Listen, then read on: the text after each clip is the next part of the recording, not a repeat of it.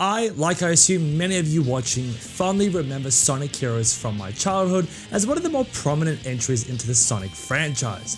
The one that undoubtedly introduced many of you to the franchise itself. The one that if you were to ask me what my favorite Sonic game was growing up, this would be sitting there at the top. Given that I'm currently playing through all of the 3D Sonic games on my channel, the next one in line was Sonic Heroes. So I figured I'd stroll back into the past and relive the exciting and joyful memories. But looking back at this game 20 years later, did it live up to those memories? Or is Sonic Heroes more like Sonic Zeros? Oi, don't cut me off, what the fuck?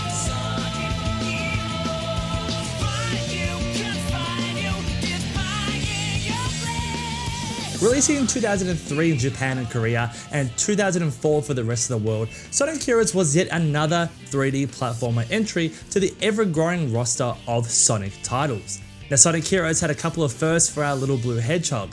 One was it was the first multi-console Sonic title release, and it introduced an entirely new character made specifically for this game.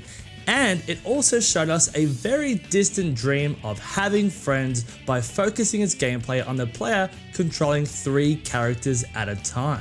Must be nice feeling a part of something. But 3 times the playable characters must mean this game is 3 times as good, right? Well, let's get into it.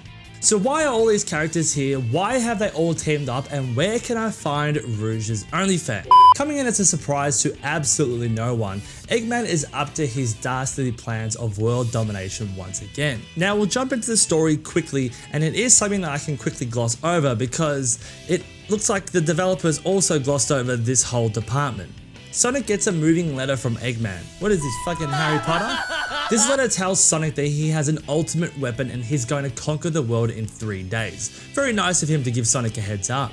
Sonic, Tails and Knuckles agree to become a team to stop Eggman. Now that makes sense, but the other 3 teams in this game don't really. Shadow, Rouge and E123 Omega team up, but it's in this really weird way. Shadow apparently didn't die at the end of Sonic Adventure 2, but it also doesn't explain how he got to where he is in Sonic Heroes. Shadow gets released from this chamber and E123 Omega just starts blasting, and at this point we have no idea who the fuck this robot is.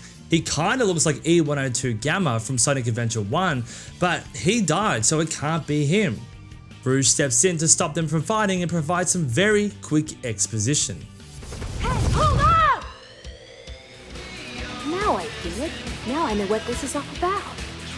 You're mad at Eggman for sealing you in this room. And you can't remember anything, can you? So, I guess we're a team now? Oh yeah, baby, this makes us a team. And it just gets worse from here. Team Rose, made up of Big the Cat, Cream and Amy, join up because Big is looking for his friend Froggy, and Cream is looking for Chocola, another Chow. It sounds pretty weak, but it's passable for a Sonic game.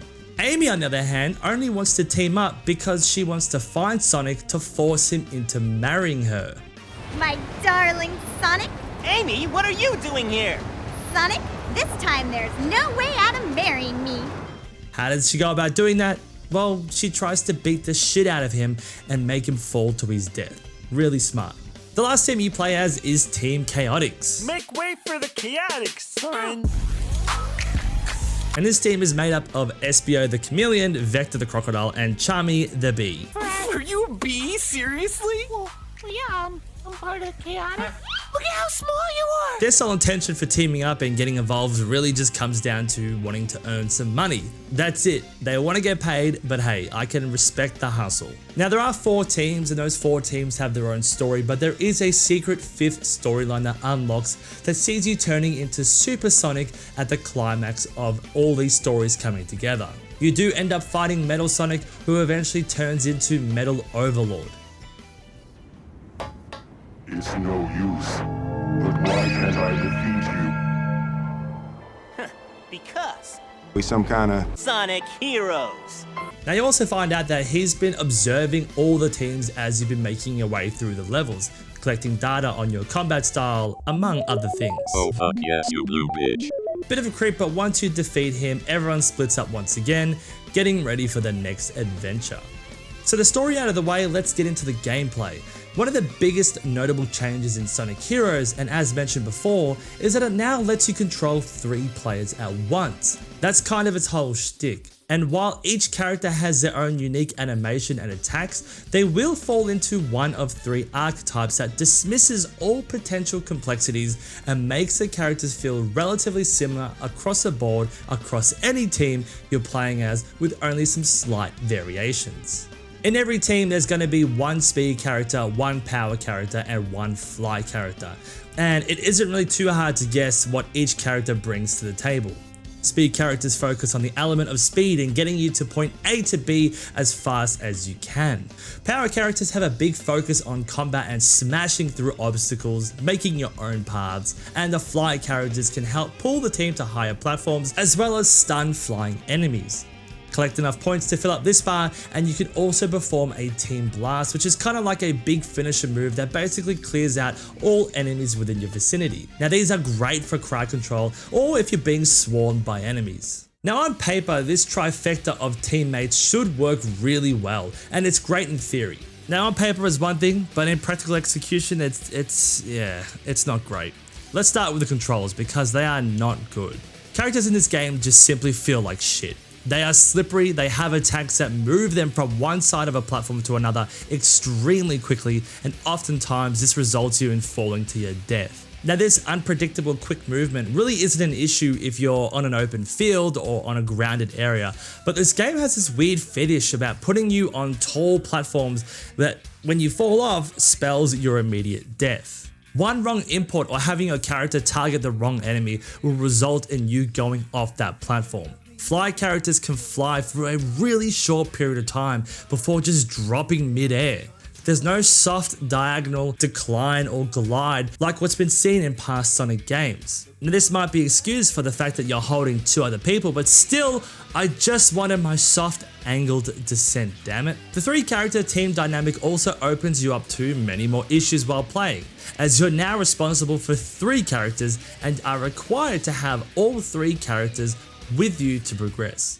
I lost Knuckles. I had no idea how this happened, but I got to a part on this level and I needed my power character to progress. That's Knuckles. But he was nowhere to be seen. I walked back as far as I could to see if he spawns in, but nope, I was just forced to restart that mission. The grinding in this game is also an absolute fucking nightmare because this game can never decide what it wants from the player. In some instances, you'll be launched toward a grind rail and you'll land on it without any inputs, but others require you to push a direction to land on it properly. Characters don't snap to the rails all of the time either, so even if you're just slightly off, you will fall to your death. Other times you get one little bounce on a platform and then you're misaligned and again you will fall to your death.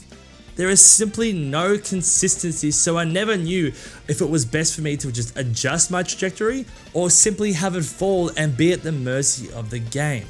I really don't know if it was just me, but I remember characters feeling so much better in the previous 2 Sonic Adventure games, especially when it came to the grinding segments. I also feel bad for Big on the grind rails because he just grinds on his balls. One thing that isn't shitty in this game, however, are its level designs. Oh my god, they are vastly improved here from the past 3D Sonic games. Truly, this was such a step up in both quality, scope, and scale. There are differing paths that you can take, denoted by the type of character you have in the lead. This change and choice in path can lead to an easier or a more difficult time in the game, but it also allows players to favor the character that fits their particular playstyle. The levels themselves, keep in mind the branching paths, are just huge. There's a great sense of verticality and openness that highlight your flying characters, as well as allowing you to traverse at high speeds as your speed character while still being fed enough information to take in your surroundings. Similarly, the power characters can smash through certain walls to make their own paths. The choice really opened up the game and incentivizes replayability. And as come to be expected by most Sonic games now, the soundtrack in this game maintains that exceptionally high standard and will have you humming many songs found throughout these levels hours after playing. Now I did have a big issue with the pinball levels in this game because every time you try to control this ball you just fall, you can't steer it properly, and the level just sucks ass. The physics in these levels are just atrocious and made the most basic of movements feel way more difficult than what they needed to be. Visually speaking, these levels are fantastic, but they have got to be one of the most painful, jarring, and immersion-breaking levels in this entire game. So we've touched on a few negatives, and I've brought in a few positives to balance it out. There are a few more negatives here that I feel really make an impact on the game and stop it from reaching its full potential. Negatives that I just cannot ignore. Like most people who play this game, I first played as Team Sonic. And for those of you who don't know, Team Rose, Sonic, and Dark are the game's difficulty settings ranging from easiest to hardest respectively. With Team Sonic being the first team in the lineup, you naturally pick that team to play first. Team Rose being the third in line means that most players wouldn't get down to Team Rose until after players have beaten Sonic and have at least attempted Team Dark if they're playing down the line. Team Rose is the easiest difficulty and is also where the tutorial stages are hidden. So by the time I made my way down to Team Rose, I'm being taught how to jump, how to swap characters, and being told things I've already learned how to do by simply playing the game. The tutorial should have been placed in a separate area or have it as a skippable option at the start of each team. That way people who are making their way through the story who have already played can just skip, and players who are playing for the first time, irrespective of who they choose as their first team, have the option of a tutorial. Don't give me an unskippable tutorial fucking 3 stories deep, mate. Now speaking of the team and their stories, I was playing through Sonic's team and I had fun with it and I wanted to try out some other characters. I tried Team Dark and I was like, wait a minute, these are just the same levels as Team Sonic. I then moved to Team Rose and again, they are just the same levels as Team Sonic. Granted, you start much later in the level and finish earlier given its easier difficulty. So 3 of these teams just repeat on the exact same levels, and the only difference comes down to what difficulty you're playing on. Team Chaotix is described as having a unique mission-based style of gameplay.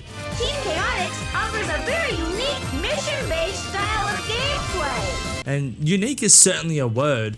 I personally wouldn't use it to describe their levels though, as they're basically just tasking you to collect a certain number of items through the level you've already played through before. So let's do a recount.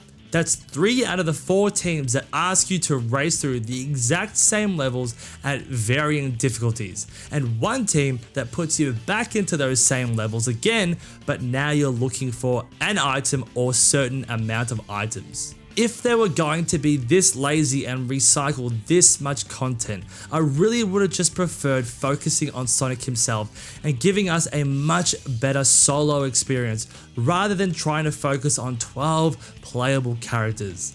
To make matters worse, because each character has to fit into one of those 3 archetypes, characters of the same typing all end up playing incredibly similarly with only minor differences in attack animations. Next is that story. The story is spread incredibly thin, even for a Sonic game, and I was wondering why that was. I looked up a compilation of Sonic Hero cutscenes and the entire game has a total of 19 minutes worth of cutscenes, which are spread across its 4 main stories and its 5th secret story.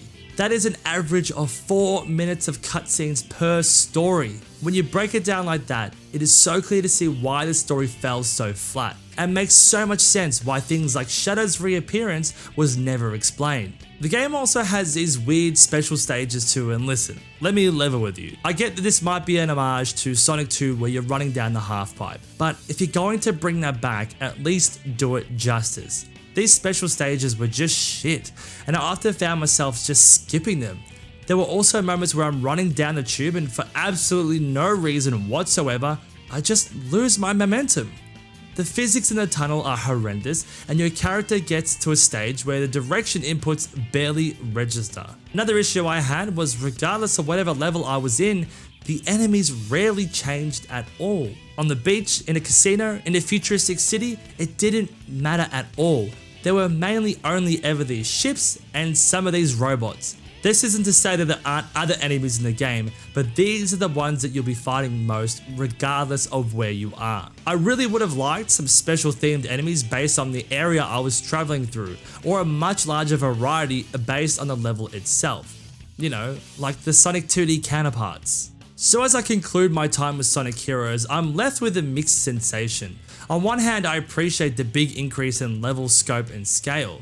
I really love the idea of controlling a trio with different abilities that assist you in getting to a level's end and combining abilities in creative ways to take out your enemies. I love how this game shined a massive light on some fairly tertiary characters that have minimal screen time or makes them a little more mainstream, such as Cream and Team Chaotix. However, with that being said, I cannot ignore how much of a mess that this game is. Controls are often sluggish or really unintuitive. There are many moments like this cannon area or the pinball stages that made me walk away from this game due to frustration.